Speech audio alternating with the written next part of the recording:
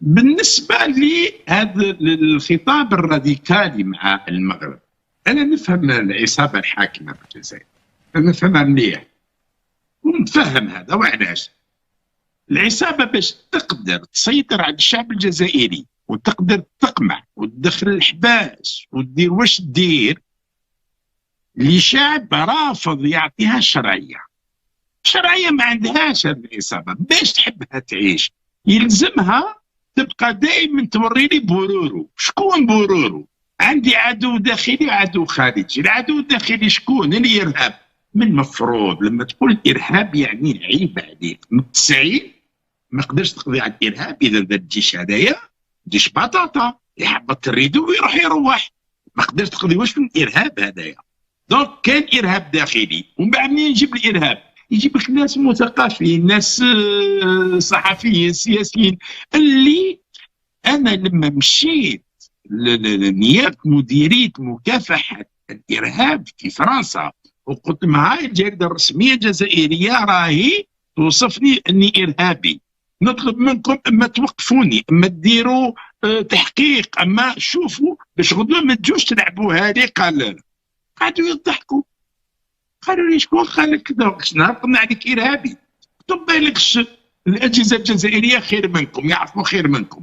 انا عايش في فرنسا، الفرنسيين ما يعرفونش بلي ارهابي. نفس الشيء بالنسبه لامير ديزير، بالنسبه لفرحه مهني، بالنسبه للافسب العباسي. يعني الناس اللي ذاكرينهم ارهابيين الاخرين في سويسرا كيف كيف انت تقول لي هذو ارهابيين.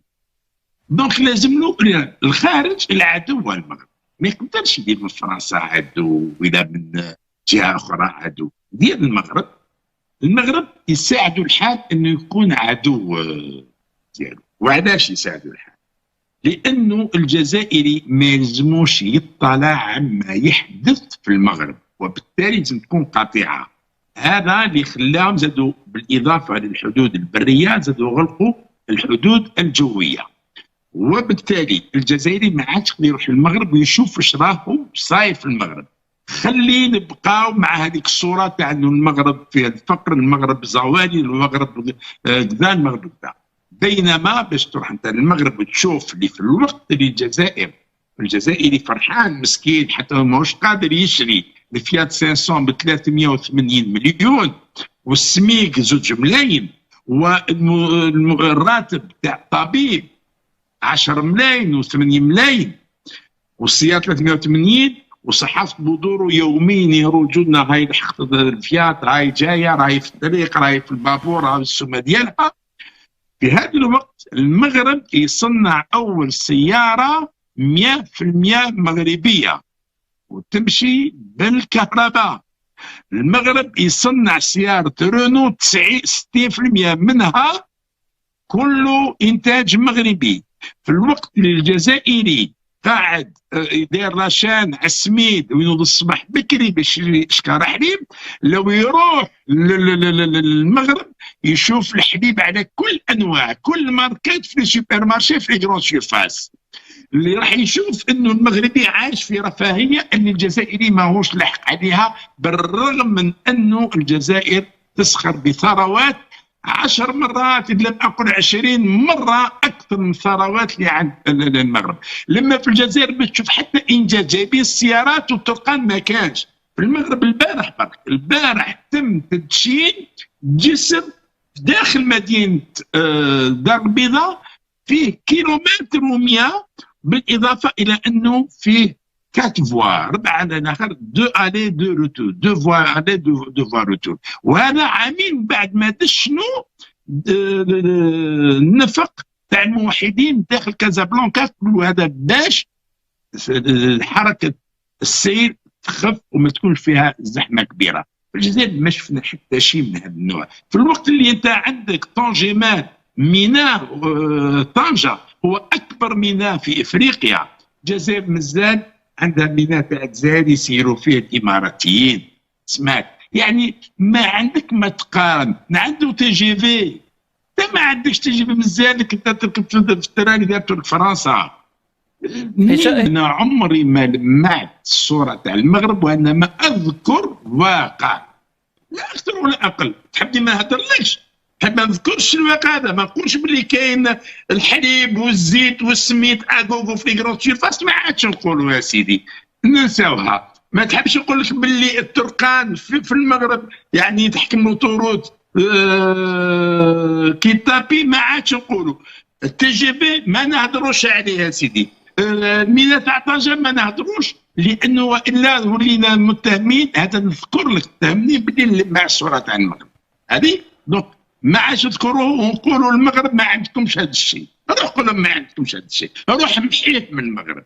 هذا شو نقول لك الاولى. ثانيا تقول لي تاع البوليزاريو انه في البرلمان مش الاوروبي، هذاك البرلمان الاسباني، لانه كان ديمقراطيه في اسبانيا. اسبانيا اعترفت وايدت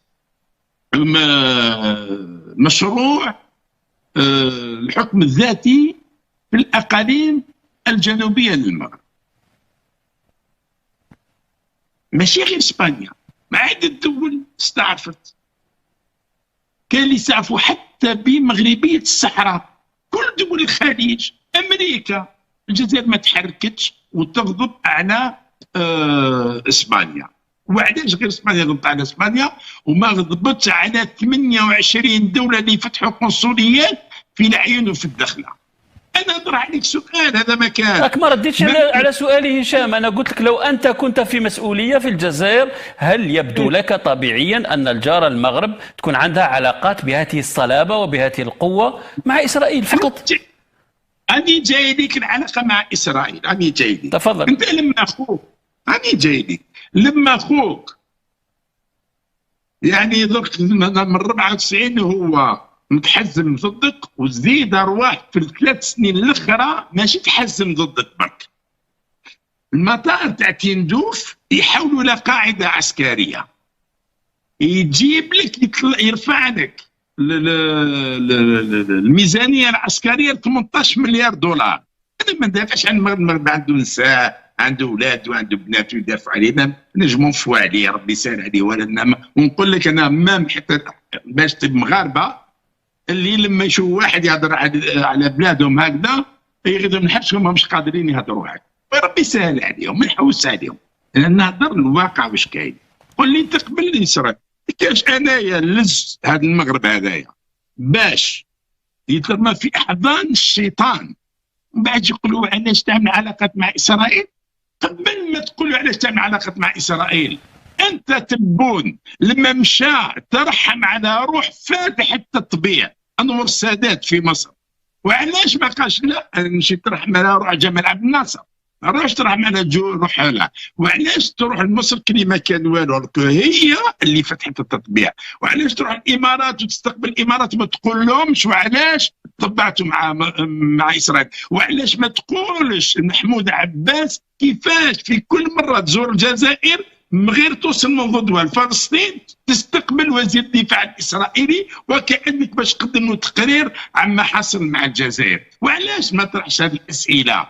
جاي تقول لي اسكو تقبلوا المغرب يكون عنده علاقات مع اسرائيل؟ انا ما عندي ما دخلني في المغرب يكون عنده علاقات مع اللي بغى، ولكن اذا ما حبيتوش يدير علاقات مع اسرائيل نكون انا اليد في اليد معاه، نقولوا نبداو اقتصاد موحد، نكونوا مشكلين وحده كتله موحده مع تونس والمغرب، سمعت، ونشكلوا قوه اقتصاديه وقوه سياسيه وقوه دبلوماسيه في مواجهه الاخرين. قول ذاك الوقت المغرب يروح لا، المغرب تنمى طبع مع اسرائيل، واش دا بالمقابل؟ واش دا بالمقابل؟ ادى اعتراف امريكا بمغربيه الصحراء، هذا انجاز عظيم داروا. لو كانت الجزائر قال خويا حكايه بوليزاريو خلاص شفنا باللي ما عندها وين وصلت، داكور 47 سنه الناس طيشين في لي كون دو ريفوجي ياكل فيهم الرمل، بينما ملهيه تشوف كيفاش يحولوا العيون والدخله، قال هاي نحرنا الحكايه هذه نبنيو بلداننا مع بعض اليد في اليد، ما يحتاجش المغرب الامريكا تعتبره بالصحراء بل مقابل التطبيع مع اسرائيل. دونك يلزمك تكون موضوع ما تجيش تشوف العله وما تشوفش السبب، لا شوف السبب واش يدفعك. ولما تجي تتكلم على العلاقات مع اسرائيل تكلم على كامل الدول كما داسرت مع قضيه تأييد اسبانيا للمقترح تاع الحكم الذاتي من العالم كامل، شاف غير اسبانيا من العالم كامل. دونك كون كويرون، كون منسجم مع مواقعك. والمشكل انه في الحوار هذا اللي داروا تبون انه اظهر اولا، خلى الناس تحكي عليه، اسرح مضحكه مازال ما كملش هذا الحوار، ما تبتش الناس ديجا تضحك عليه لما شافت المقتطفات. هشام، يبدو ان خليني نكمل. تفضل. الحوار هذا اكشف عدم انسجام النظام الجزائري في مواقفه بما يقولوا والمواقف ديالو. مع هذا ما عليه طبع مع اسرائيل، هذا كلام ما طبعش مع اسرائيل.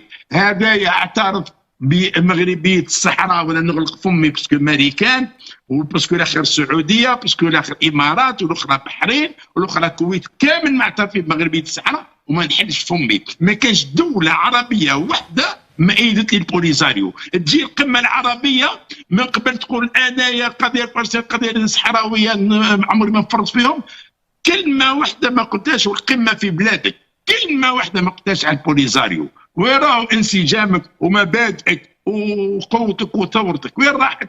كله كلام فارغ. لانه الهدف ماهوش المغرب طبع ولا ما طبعش، الهدف انك تقمع الشعب الجزائري داخل الجزائر وتخلق له من المغرب عدو باش تبرر قمعك للشعب الجزائري، لا اكثر ولا اقل. لكن حفيد نيلسون مانديلا جا وهدر على بوليزاريو في الملعب.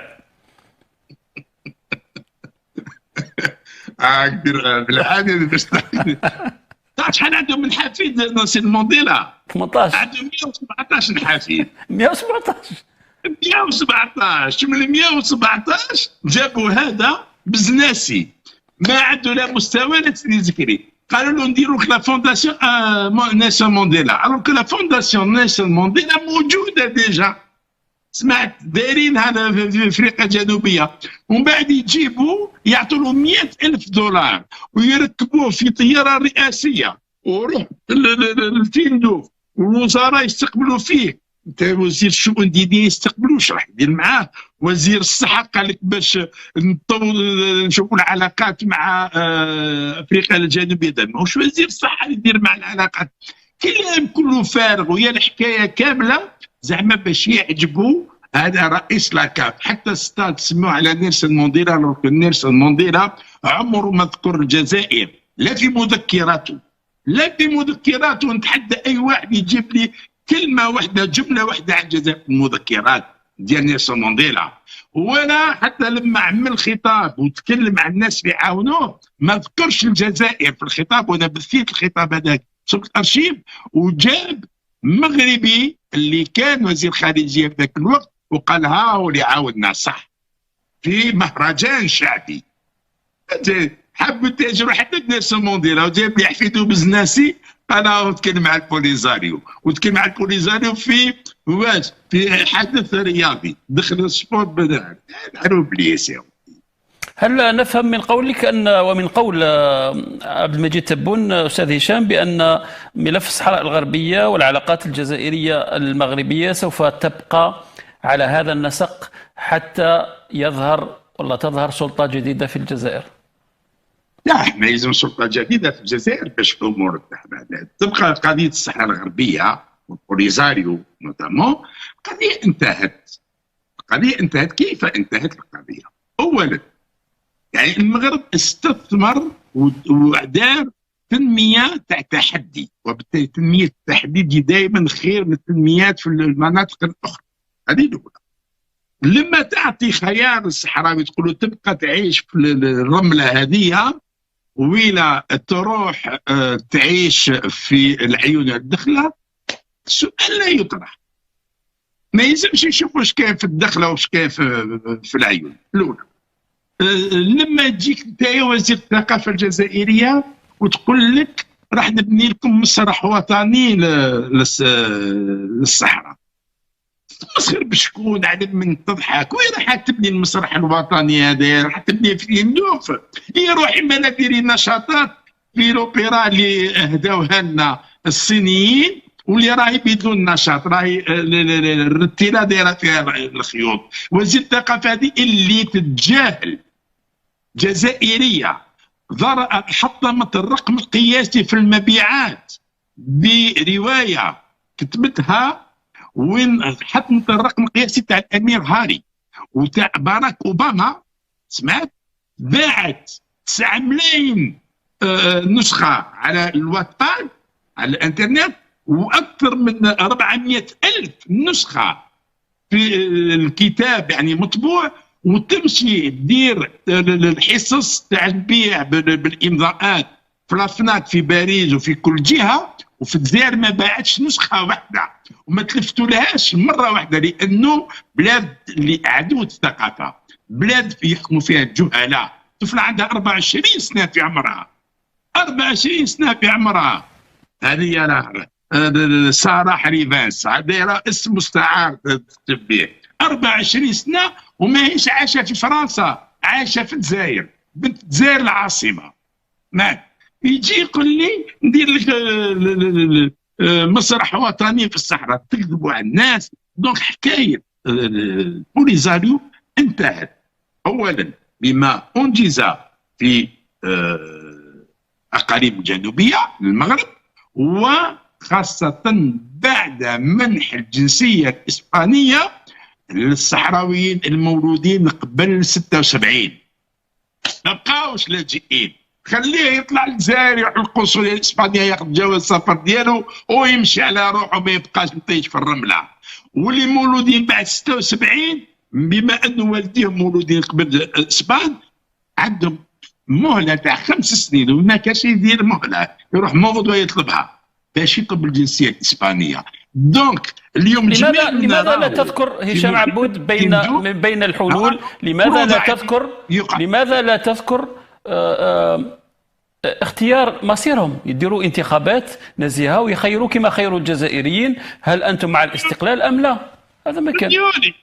راهم اسبانيول خنا. لا انا نحكي لك على الصحراويين اللي مازالوا عالقين في الجزائر، دير لهم انتخابات. شكون الصحراوي تقول نعطيك باسبور اسبانيولي ويقول لك ريحنا في تيندوف؟ هذه الاولى. الثانيه حق تقرير المصير اللي كانوا دايرين وليدو خلاص ما بقاش حكايه تاعو. حق تقرير المصير اللي نتايا دار لي عليه سوق. لا مش سوق، هذا حل اممي. الامم المتحده هي اللي تبنته. هشام راح سؤال خليني نجاوب. تفضل. دار لي سوق على حق تقرير المصير.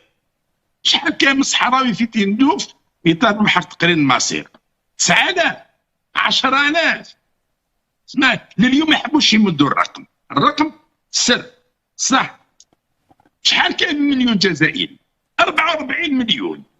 عندك انت الحق انك تنتخب رئيس جزائري، رئيس جمهوريه بكل حريه، انك تحقر المصير في بلادك. عندك الحق. ما عندكش. عندك الحق تنتخب برلمان بكل ديمقراطيه. سمعت؟ وهذه مؤسسه برلمانيه، يعني تحقق تقرير مصير. عندك الحق. انت جزائري ممنوع من حق تقرير مصيره. تروح تقول لي نروح لتندوف ونشوف هذو كان يحققوا تقرير مصير 8000 واحد. شحال من جماعه تاع بوليزاريو اللي انسحبوا، اللي راح يعيش في المغرب، اللي راح يعيش في اسبانيا، اللي راح ما بقاو كانوا قياديين. شكون اللي بقى؟ تحب تعطيه الدخله والعيون والسمانه تعطيها الناس تربوا في كنف عصابه حرايميه، تخليها لهم باش يخليوها يديروها كيما دارت العصابه اللي رباتهم واش دارت في الجزائر، وما يروحوا يديروها في الصحراء باغي هكذا. يتفضلوا لا قدروا عينيهم غير يتفضلوا. إن السلطة القمعية التي تستخدم وحشية الشرطة ضد المعلم والطالب والمناضل والعاطل عن العمل وجميع فئات المجتمع ستنتهي حتما كالقمامة في مزبلة التاريخ. الأستاذ عبد العالي رزاقي رحمه الله. هشام دفنوها اليوم، ربي يرحمه ويوسع عليه. أريد أن تقول لنا كلمة عن عبد العالي رزاقي الذي كان يحارب الظلم وغطرسة النظام منذ عقود، منع من التعليم، منع من وسائل الإعلام الرسمية، لكنه بقي متمسكا بمبادئه كما كان بيو المجاهد رحمة الله عليه متمسكا بمبدئه. قد علي الرزاقي نعرفهم مليح، نعم. خالطنا بعضانا. ولما كان احمد فؤاد نجم في الجزائر كنت انا والله يرحمه طاهر وطار اللي كنا نضلوا مع فؤاد نجم وسونيا اللي كانت تزوجت مع فؤاد نجم. كنا ميسا يجي طون عندنا لدار سونيا في ميسوني، سمعت. وزيد هو تسمى من اقارب صهري، صهري ستار الرزاقي من اقارب صهري. انت ما تعرف والو على عبد العلي الرزاقي، ولهذا نفضل الراجل مات راه بين يدي مولاه ما نتكلمش عليه. هشام انا ما نقلبش الفيستا، ما نقلبش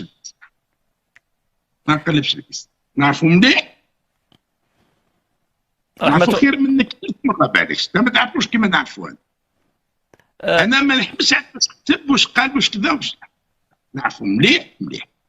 ما الثمانينيات نعرفو بعضها، لي زاني 80. دونك عليك نفضل ما نتكلمش عليه. عافيني ارجوك. سؤالي الأخير هشام عبود، شكرا على رحابة صدرك. الجزائري يعيش نفس الأزمة الخانقة كل رمضان. تغيرت الوجوه، تغيرت وجوه السلطة، السنين تتوالى، لكن الجزائري مازال يجري وراء السميد وراء الزيت، ومازال النظام هذا يقول للمواطن الجزائري ما تخافش راني راح ندير لك أسواق الرحمة، وكأن الجزائري يأكل غير في رمضان. هذا الأمر الخطير الذي يحدث في بلادنا كل رمضان يجب أن نضع له حدا، ويجب للحراك أن يضع له حدا. ما هي الآليات اللي راك تشوف فيها مناسبة الآن للتصعيد؟ لأن العديد من الجزائريين راهم يطلبوا من الوجوه المهمة مثلك أستاذ هشام، وأنا أطرح السؤال على كل ضيوفنا، ما هي آليات التي يمكن بها التصعيد دائما بالتمسك بالسلمية، سلمية الحراك التي عرف بها؟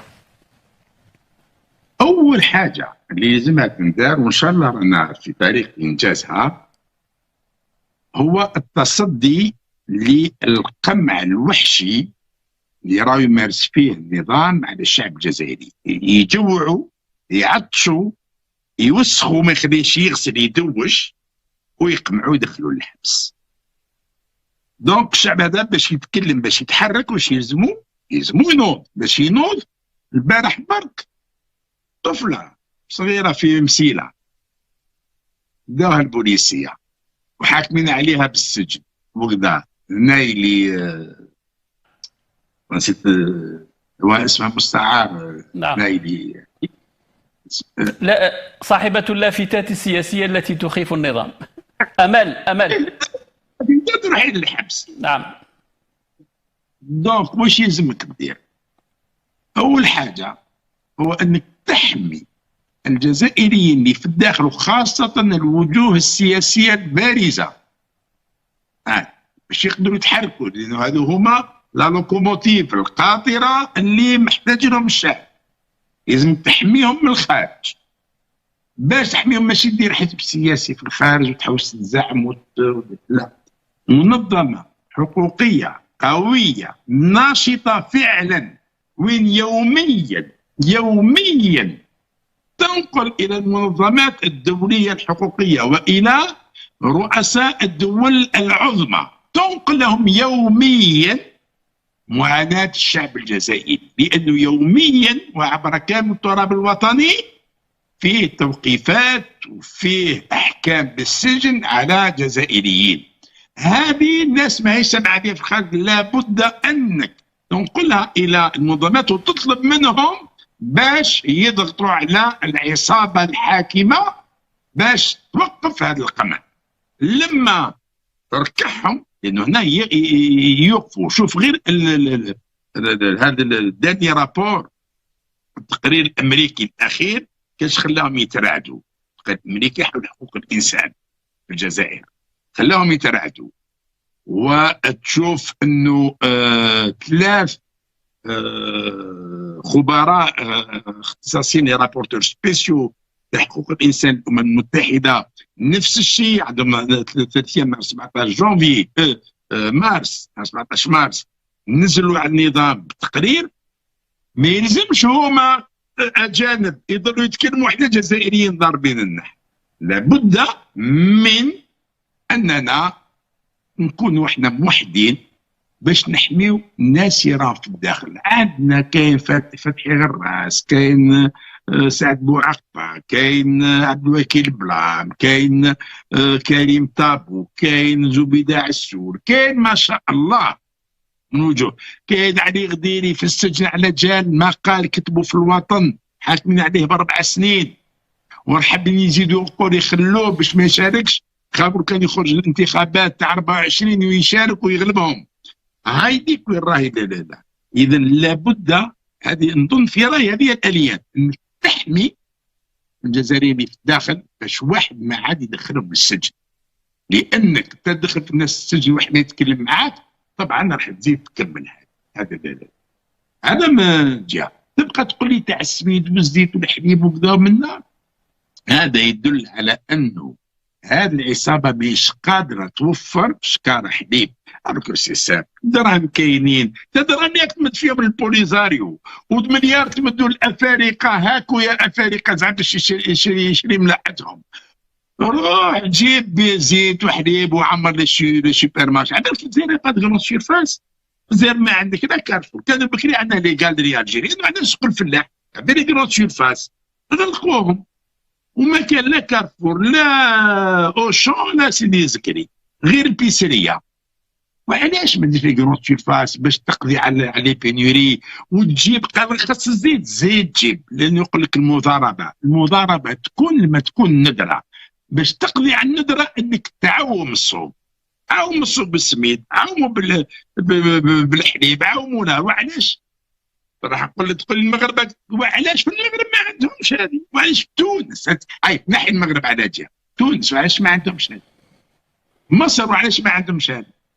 ما نتكلمش عن الدول البتروليه، سوريا في حاله حرب ما عندهمش هذا الفقر هذايا وهذه الندره هذه. العراق اللي راه يدرع ما عندهمش، اهبطوا لي زوطو ما عندهمش، النيجر ما، موريتانيا ولا شعب عايش لاشين عام 12 شهر، ولا شعب عايش في الطوابير عام 12 شهر. ندرة وانت عندك الدراهم روح اشري عمر السوق. ما تجيش تقول المضاربه، وواحد تيبوها 5 بنزين دير له 7 سنين حبس، وواحد درا 2